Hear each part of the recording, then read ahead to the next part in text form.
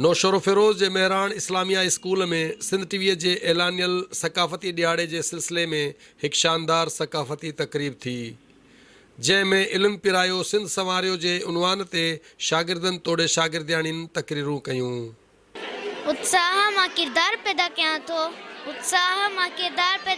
थो, नौजवाननि जा जज़्बा बेदार कयां थो।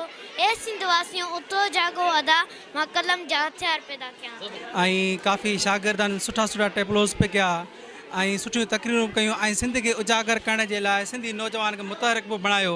मां इहा चवणु चाहींदुसि त अहिड़ा क़िस्म जा प्रोग्राम हर साल थियणु घुरिजनि, पर हर महीने थियणु घुरिजनि। ऐं दुनिया खे ॿुधायो त सिंधी क़ौम अज़ीम क़ौम आहे, सिंधी सकाफ़त अज़ीम सकाफ़त आहे। जेके बि सिंधी माण्हू आहियो तव्हां उथो जागो, पंहिंजी तालीम खे अॻिते वधायो, छो त असां सभिनी हिकिड़ो ई माना अहद कयो आहे त इल्मु वधायो, सिंध संवारियो। सर असांखे ॾाढी ख़ुशी थी त असांजे स्कूल में मेहरान इस्लामिया में स्कूल में कल्चर डे सेलिब्रेट कयो आहे ऐं इंशाल्लाह हर साल वांगुरु असां ईअं ई पंहिंजो कल्चर डे सेलिब्रेट कंदासीं।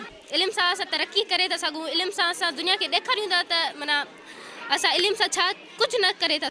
हिन रंगारंगी तक़रीब में मुख़्तलिफ़ ग्रुपनि पारां सिंधी गीतनि ते टेबलोज़ पेश कया विया त आयल तमामु घणो महज़ूज़ थिया।